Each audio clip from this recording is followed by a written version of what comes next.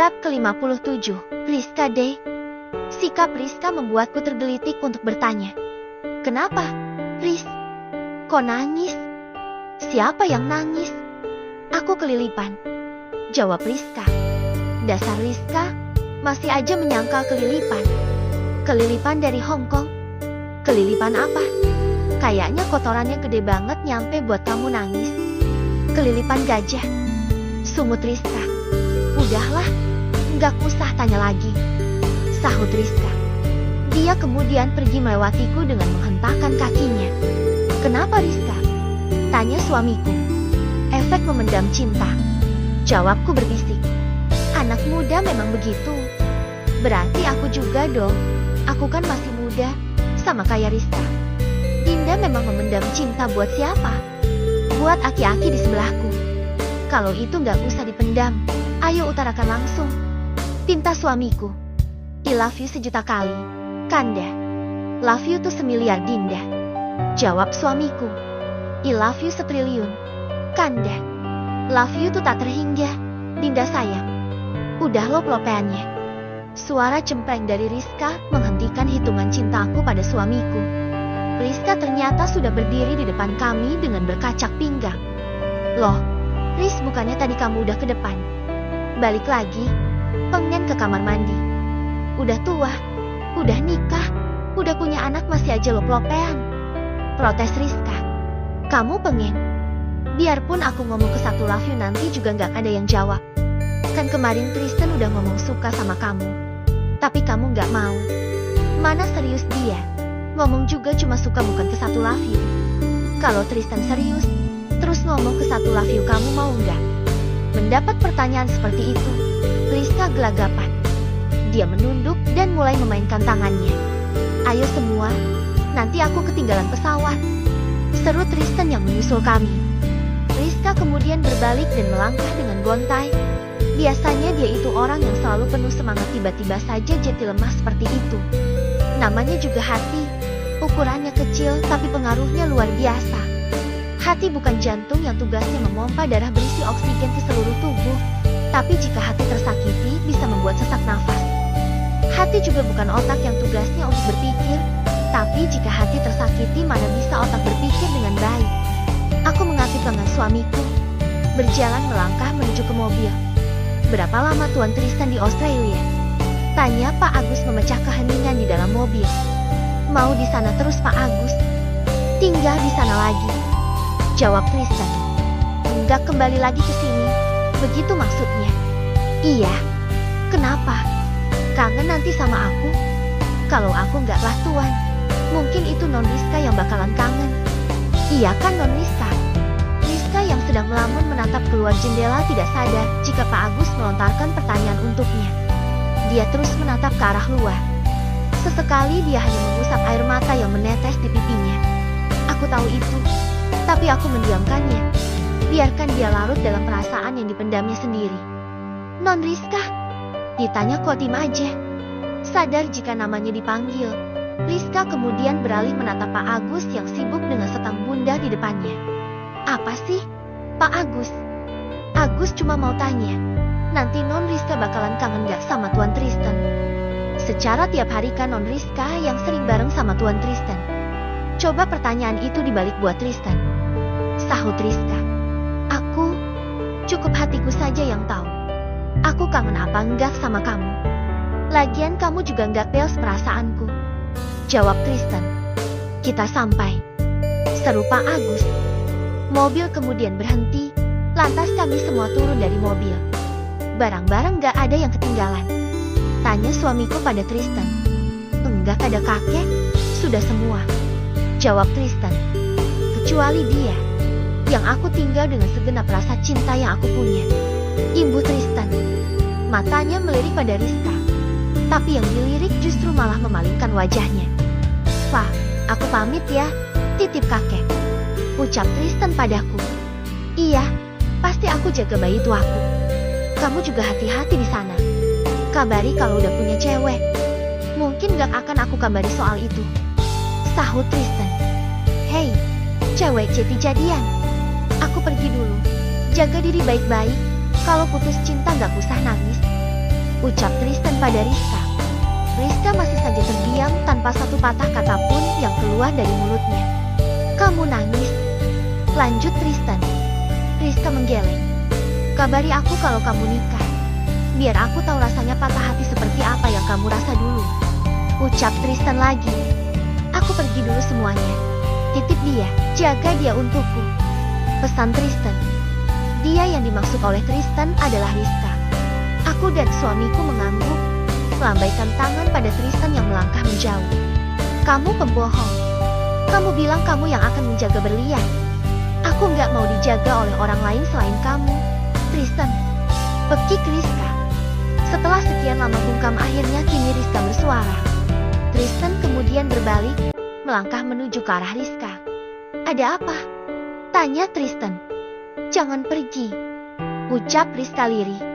Kenapa aku gak boleh pergi? Karena aku butuh kamu. Karena aku bahagia bersamamu.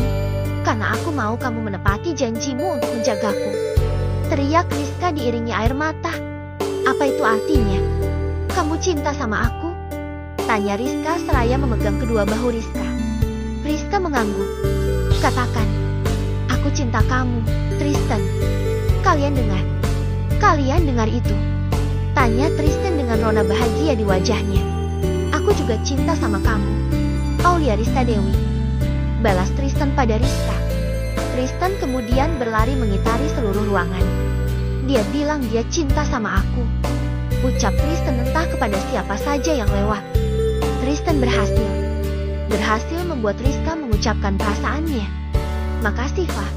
Berkat kamu, Rizka bilang cinta sama aku. Sama-sama. Ini juga berkat bantuan Tante. Iya kan Tante? Aku mengucapkannya pada Ibu Rizka yang sedari tadi berdiri di belakang Rizka. Saking sibuknya Rizka dengan perasaannya, dia sampai tidak sadar kedua orang tuanya sudah ada di belakangnya. Ibu, ucap Rizka terbata. Sejak kapan Ibu ada di sini? Tanya Rizka. Sejak 45 tahun yang lalu. Jawab Ibu Rizka Tante Winarti. Tante, terima kasih atas bantuannya. Kalau bukan karena Tante ini semua tidak akan berhasil. Ucapku pada Tante Winarti. Tunggu. Apa maksud kamu? Fa, bantuan apa yang kamu maksud? Tanya Rizka heran. Ada deh. Jawabku rahasia. Flashback off. Hari itu, selepas dari rumah ibu, aku mampir ke rumah Rizka. Bukan untuk menemui Rizka, karena aku tahu waktu itu Rizka sedang ada di kantor. Sengaja aku ingin menemui Ibu Rizka. Begini Tante, maaf sebelumnya. Apa Rizka pernah cerita tentang Tristan? Tanyaku saat sudah di rumah Rizka. Sering, hampir tiap hari malah. Jawab Tante Winarti. Tristan juga pernah menemui Tante sama Om. Dia minta izin untuk mendekati Rizka. Lanjut Tante Winarti. Kira-kira Rizka ada rasa nggak Tante sama Tristan? Ada. Jawab Tante Winarti. Wah, Tante tahu. Tanyaku penasaran. Tante Winarti langsung menjawab dengan spontan pertanyaanku. Sini Fa, Tante kasih tahu. Tante Winarti kemudian mengajakku masuk ke dalam kamar Rizka. Kamar yang tidak terlalu luas tapi tertata dengan apik. Ada banyak foto yang terpampang di dinding. Terutama foto aku dan Rizka. Dari mulai zaman putih biru. Ini, Riz. Ucap Tante Winarti seraya menyerahkan sebuah buku padaku. Buku merah merun dengan sampul polos itu kemudian aku terima. Kamu baca dulu, Fa. Tante mau ke dapur sebentar. Pamit Tante Winarti. Aku kemudian duduk di ranjang milik Rizka. Ranjang yang sudah berbeda dari awal saat aku sering menginap di sini. Dulu ranjangnya dari besi, sekarang dari kayu. Aku mulai membaca lembar demi lembar dari buku itu. Kadang aku tersenyum sendiri dengan tulisan tangan dari Rizka. Isinya hanya seputar perasaannya pada Tristan. Ah, lancang sekali aku membaca buku diary milik Rizka. Inikah cinta untuknya? Inikah yang aku rasa? Untuknya Tristan. Kalimat terakhir yang Rizka tulis dari buku itu. Pantas saja jika Tante Winarti waktu ditanya tentang perasaan Rizka pada Tristan langsung dijawab dengan yakin jadi ini alasannya. Gimana, Fa? Udah kamu baca? Tanya Tante Winarti. Oh iya, ini jus alpukat sama brownies yang Tante buat sendiri. Tante Winarti memberikan satu piring brownies dan segelas jus alpukat padaku, lalu diletakkannya di atas meja. Terima kasih, Tante, ucapku. Tante setuju kalau Rizka sama Tristan? Setuju, Fah, Tristan baik, sopan lagi, puji Tante Winarti. Tapi Rizka gak mau jujur sama perasaannya. Lama-lama juga dia jujur. Fah, lanjut Tante Winarti. Setelah itu, kemudian aku pulang dan menceritakannya pada suamiku juga Tristan. Lalu tercetuslah ide Tristan kembali ke Australia dan tentu saja dengan sepengetahuan orang tua Rizka. Flashback on. Fah, kamu hutang penjelasan sama aku, ucap Rizka. Enggak ada yang perlu dijelaskan. Semua sudah jelas. Hish, awas kamu, ancam Rizka. Udah sekarang kita pulang, nanti malam dilanjut lagi berantemnya, anjak Tante Winarti. Rizka ikut ke rumah Seva, Bu. Mobil Rizka di sana, jawab Rizka. Kalau kamu ikut ke rumah Seva, nanti malam acara lamarannya gimana? Lamaran? Siapa yang mau dilamar? Ibu, tanya Rizka. Bocah idah, masa ya ibu mau dilamar? Kalau ibu dilamar ayah kamu mau ditaruh di mana? Oh iya lupa, jawab Rizka enteng. Terus siapa yang lamaran? Ya kamu. Lah, buruan pulang. Ini ayah kamu sudah telepon terus. Aku dijodohkan gitu. Bu, ibu jahat banget. Rizka kan baru aja jadian sama Tristan. Masa iya sekarang lamaran? Tega banget ibu, protes Rizka. Punya anak satu kok gini amat ya? Tristan, buruan kamu nikahin Rizka, biar ibu plong, ucap Tante Winarti pada Tristan. Kami yang melihatnya hanya bisa tersenyum dengan obrolan ibu dan anak itu. Siap Tante, nanti malam lamaran dulu, baru nikah, sahut Tristan. Jeti, kamu yang mau lamar aku? Tanya Rizka. Terus gimana soal kamu mau pergi ke Australia? Siapa yang mau pergi? Tiket aja belum beli, sahut Tristan. Terus, itu tadi kamu bawa koper gimana? Terus nanti nabrak. Koper kosong gak ada isinya. Hebat kan akting kita semua? Akting? Kalian semua akting, termasuk kamu, Fah, sama Pak Bambang juga, Pak Agus juga, sahutku. Udah, kamu mau gak nanti malam dilamar sama Tristan? Loh, aku kan belum ada persiapan, belum bajunya, belum makanan, belum. Udah siap semua Riz, kamu pulang aja.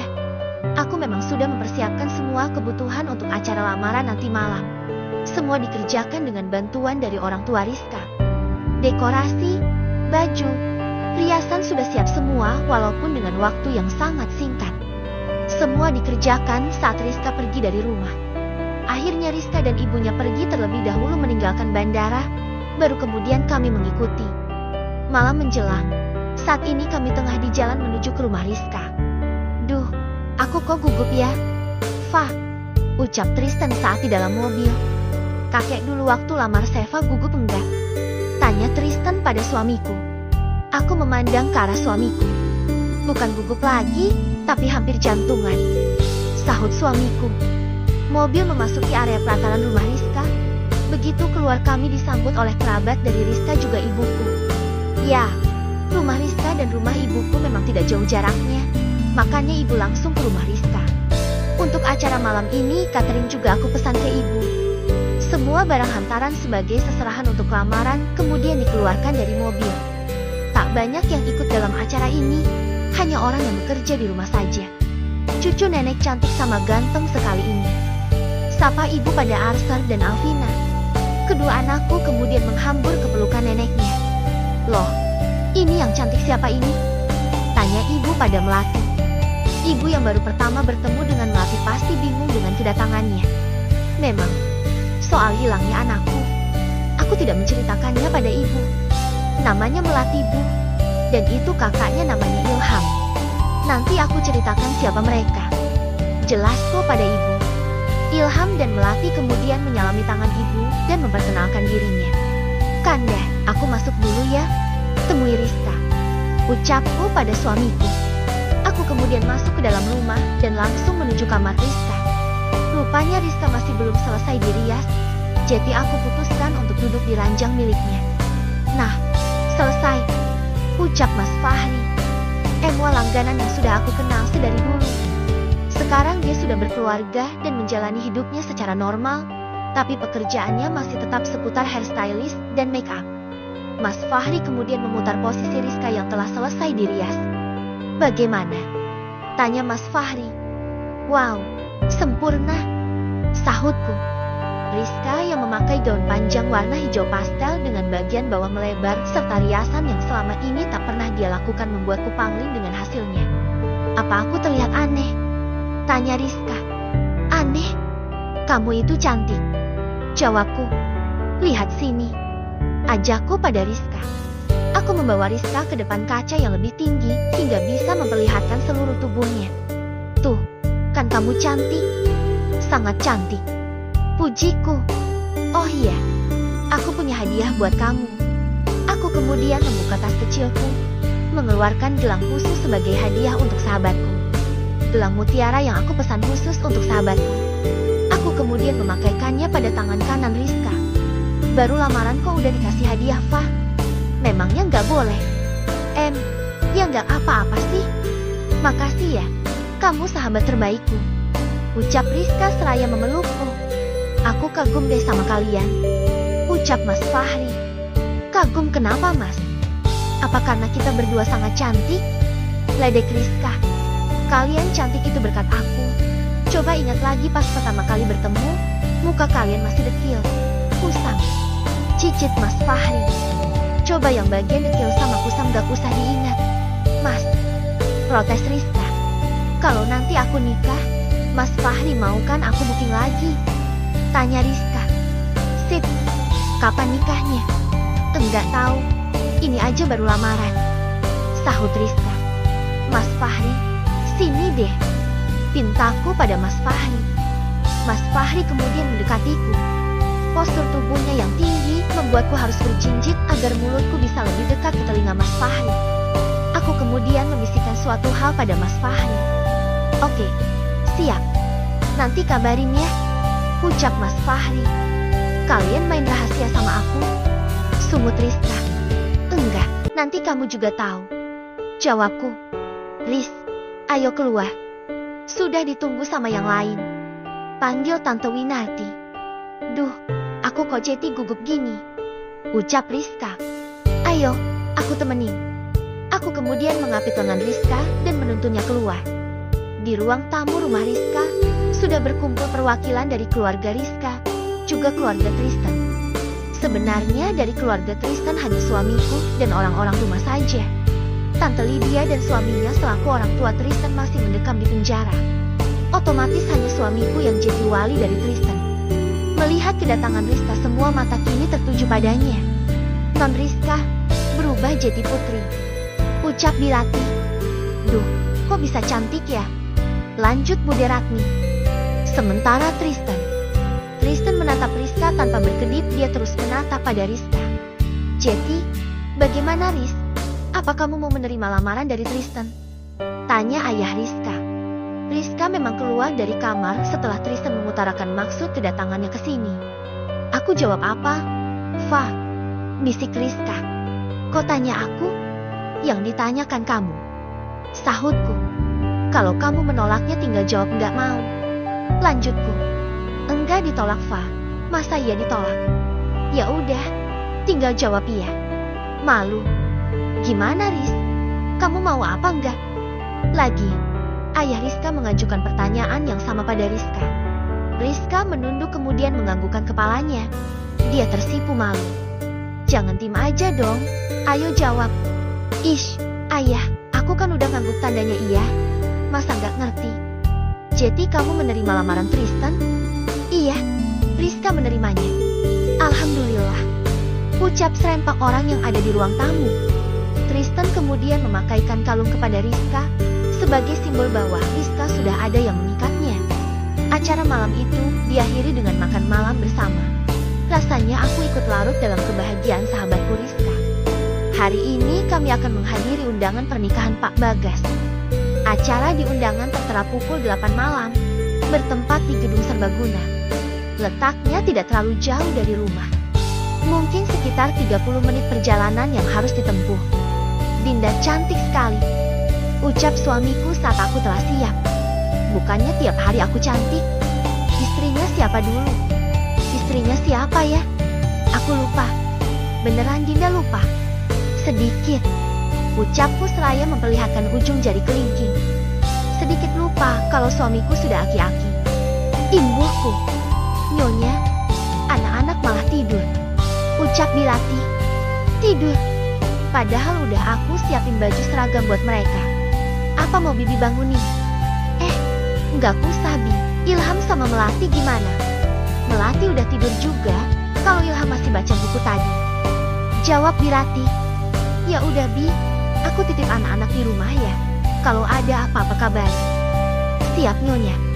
Rencana untuk membawa anak-anak ke acara pernikahan Pak Bagas akhirnya gagal. Mereka justru malah tidur terlebih dahulu. Gus, ganti mobil, perintah suamiku saat melihat Pak Agus sudah siap dengan mobil yang lebih besar. Oke bos, mau pakai yang mana? Tanya Pak Agus. Dinda mau pakai yang mana? Terserah Kanda aja. Atau pakai motor aja gimana? Usulku. Enggak. Masa iya pakai motor? Permintaanku langsung ditolak mentah-mentah oleh suamiku. Pakai mobil yang biasa, Gus. Pak Agus kemudian menuju ke garasi, menghidupkan mobil sedan baru sebagai pengganti mobil yang sudah ringsek karena kecelakaan. Entah di mana mobil yang ringsek itu. Sebenarnya kerusakannya hanya bagian kiri mobil dan dari foto yang terlihat tidak terlalu ringsek sebenarnya.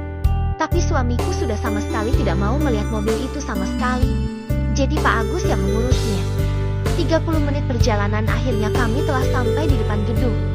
Bertepatan dengan Rizka dan Tristan yang juga baru sampai. Ini bundanya si kembar, kenapa cantik banget ya? Kata Rizka. Tumben kamu muji. Apa jangan-jangan ada maunya? Negatif terus kamu, Fa. Jujur salah enggak juga salah. Ngomong-ngomong, gimana rasanya kondangan kenikahan mantan? Candaku pada Rizka. Biasa aja, kan sekarang udah enggak ada rasa. Rasaku hanya untuk dia seorang. Rizka melirik ke arah Tristan. Sekarang aja ngakuin, kemarin kemana aja? Bu, ke Hong Kong, sahut Rizka.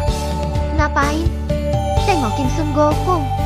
Rizka kemudian berjalan terlebih dahulu bersama Tristan. Sementara aku berjalan di belakang mereka dengan bergandengan tangan dengan suamiku. Tangannya Rizka gak digandeng. Tanyaku pada Tristan. Belum halal, jawab Tristan. Tunggu 1 bulan lagi, biar gandengannya bukan di tangan aja. Imbuh Tristan. Ya, Tristan memang akan menikahi Rizka 1 bulan lagi. Awalnya memang terlalu mendadak, tapi Tristan kekeh dengan hal itu. Masuk ke area gedung, suasana cukup ramai. Banyak sekali tamu yang datang. Banyak juga wanita cantik yang berseliweran di depan kami. Mungkin mereka teman-teman istrinya Pak Bagas. Secara istrinya kan model, jadi tamu undangan mungkin juga sesama model. Di pelaminan, terlihat Pak Bagas sedang berdiri menyalami para tamu undangan. Aku pun tak mau ketinggalan. Jadi langsung saja mulai berbaris untuk menyampaikan selamat pada Pak Bagas. Selamat ya, semoga sakinah, mawadah warahmah, ucap Rizka saat menjabat tangan Pak Bagas. Terima kasih. Kamu cantik sekali malam ini. Aku nggak nyangka kalau kamu pakai makeup bisa secantik ini. Aku yang berada di belakang Pak Bagas bisa dengan jelas mendengar ucapan Pak Bagas untuk Rizka. Lebih cantik istrimu, sahut Rizka. Istri Pak Bagas tampak tidak senang Pak Bagas memuji Rizka. Tangannya langsung bergelayut manja di bahu Pak Bagas. Kamu kapan nikah, Riz? 1 bulan lagi, jawab Rizka. Oh iya, sama siapa kamu nikah? Itu di belakang. Rizka menunjuk pada Tristan yang berdiri di belakang suamiku. Tristan kemudian maju melewati suamiku dan juga aku. Hei, selamat ya, ucap Tristan seraya menjabat tangan Pak Bagas. Terima kasih. Selamat juga buat kalian. Jangan lupa undangannya. Mungkin nanti akan saya undang pas akad nikah, karena resepsi diadakan di Maldives, jawab Tristan. Maldives? Tanya istri Pak Bagas kaget. Iya, saya mau yang terbaik untuk momen 1 kali seumur hidupku bersama Rizka. Jadi saya mau mengajaknya resepsi sekaligus honeymoon di sana. Imbu Tristan. Undangannya bisa nggak pas resepsi aja? Tanya istri Pak Bagas. Maaf, tapi sudah full book, sahut Tristan. Istri Pak Bagas terlihat kecewa dengan jawaban dari Tristan. Dia mencibikkan bibirnya dan langsung memalingkan muka. Riz, katanya mau nyumbang lagu kandas. Jadi enggak? Tanyaku saat sedang menikmati lagu dari wedding singer. Enggak kah? Takut ada produser di sini. Nanti kalau aku nyanyi malah disuruh rekaman sekalian. Jawab Rizka percaya diri. Fah, temenin aku ke toilet Yaks. Pinta Rizka. Aku mengangguk kemudian mulai mencari toilet. Riz, panggil Pak Bagas saat hendak menuju ke toilet. Iya, kenapa? Tanya Rizka. Maaf, aku menyesal sudah meninggalkanmu. Sudahlah, lupakan. Semoga kamu bahagia. Tidak, aku tidak bahagia. Aku selalu mengingatmu. Apa kamu mau kembali padaku? Tanya Pak Bagas. Aku cukup terkejut dengan permintaan Pak Bagas. Bisa-bisanya, dia meminta Rizka kembali sedangkan resepsi pernikahannya belum selesai. Maaf, apa aku tidak salah dengar? Tidak, Riz. Aku sungguh-sungguh. Aku akan menceraikan istriku setelah melahirkan nanti dan akan menikahimu. Aku mohon, kamu mau